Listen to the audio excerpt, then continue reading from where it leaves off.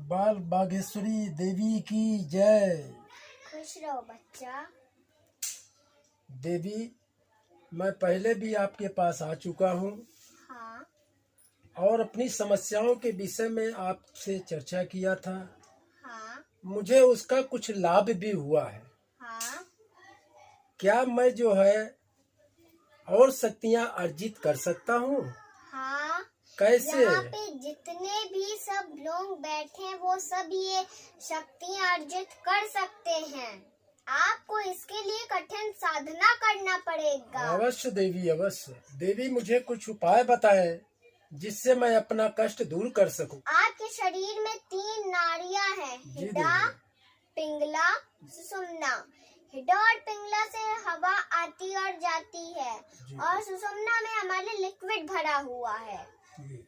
हाँ, और तो अब तुम्हारे रीढ़ की हड्डी में 5 चक्र होते हैं और तुम्हारे पूरे शरीर में 7 चक्र होते हैं। कौन कौन से हैं देवी?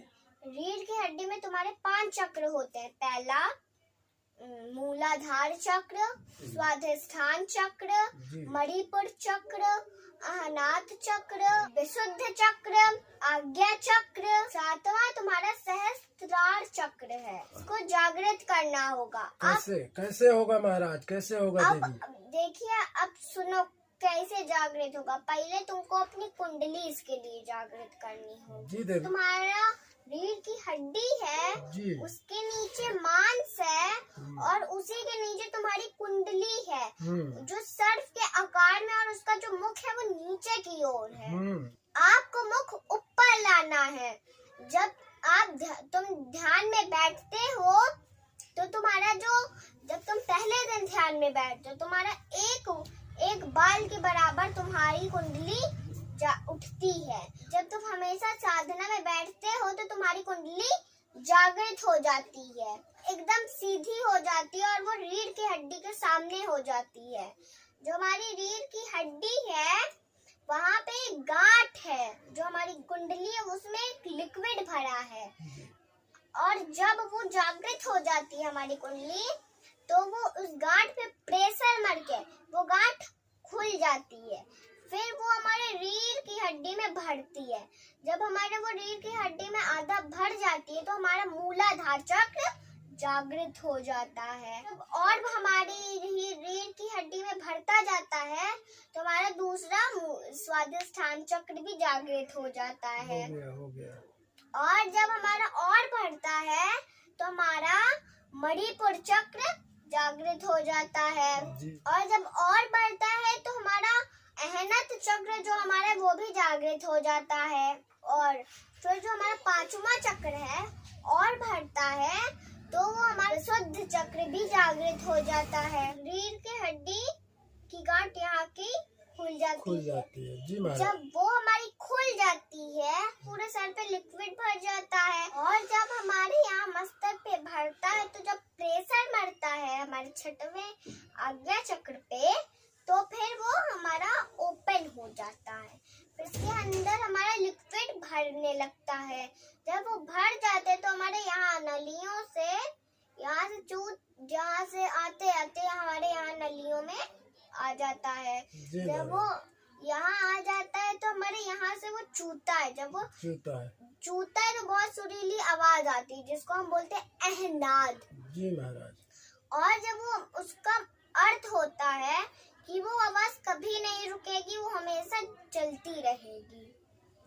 और जब आपको भगवान को प्राप्त करना होगा और ब्रह्म को प्राप्त करना होगा तो आपको अपने 7वें चक्र पे जाना होगा, सहस्त्रार चक्र को हमको जागृत करना पड़ेगा।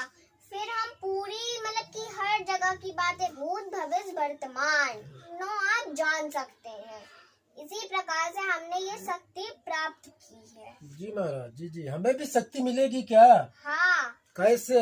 इसके लिए आप बताया आपको जी। जब आप अपना 7 चक्र और अपनी कुंडली जागृत कर लेंगे तो आपकी वो तीसरी नेत्र भी खुल जाएगी और ब्रह्म को प्राप्त कर लेंगे और आप एक ब्रह्म ज्ञानी बन जाएंगे। जी देवी जी।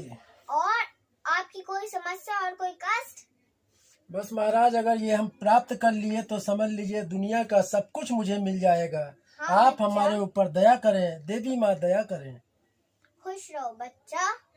आप सभी भक्तगण, अगर आप अपनी कुंडली जागृत करना चाहते हैं तो मेरा बताया हुआ उपाय आप जरूर यूज करिएगा और आप भूत, भविष्य, वर्तमान सब जान सकते हैं।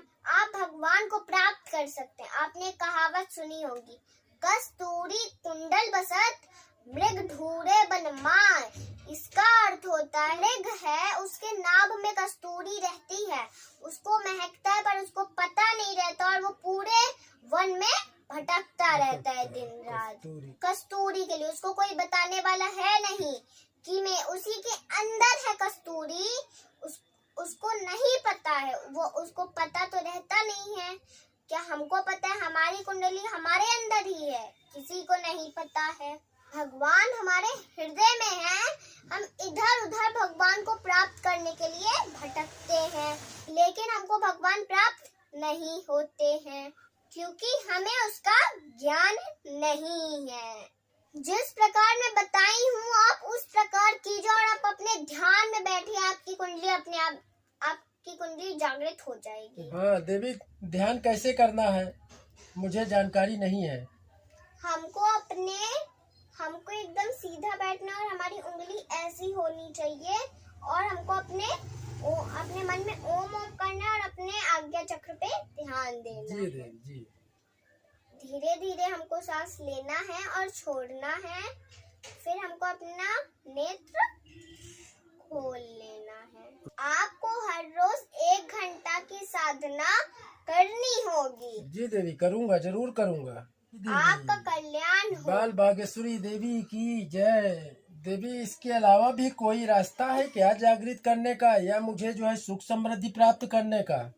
बच्चा, कुंडली जागृत करने के लिए अन्य उपाय भी हैं। अब सुनो, पहला एक्सीडेंटली, मतलब कि कुछ लोगों की कुंडली एक्सीडेंटली जागृत हो जाती है। वो बहुत कम होते हैं पर जागृत होती है। हम ऐसा नहीं बोल रहे कि जागृत नहीं होती है। दूसरा योगा की सलाह हम आपको नहीं देंगे। उसमें आपकी जान भी जा सकती है और भी आपको कुछ हो सकता है। जी देवी जी। और तीसरा है ब्रह्म ज्ञानी, मतलब कि जो अपनी कुंडली जागृत कर लिया हो और आपका मतलब कि अपने नेत्रों से आपकी कुंडली जागृत कर सके, या तो अपना हाथ रख के आपके मस्तक पे आपकी कुंडली जागृत कर सके। लेकिन उसमें डर है। कैसा डर है देवी? आपकी जो कुंडली है, अगर आप हाथ रख के आपकी कुंडली जागृत करे तो आपकी कुंडली एक जागृत होगी और आपका जो नीचे का मांस है वो उसमें घाव आ जाएगा और कुंडली कभी भी किसी भी ओर झुक सकती है। इसलिए इसका भी हम आपको उपाय नहीं देंगे। जी देवी, बहुत बड़ी कृपा है। और चौथा हमने आपको बता ही चुके हैं। जी देवी, बिल्कुल जानकारी हो गई है। हाँ, तो फिर हमको यही सब करना है और कुछ उपाय नहीं है। बाल बागेश्वरी देवी की जय। खुश रहो बच्चा।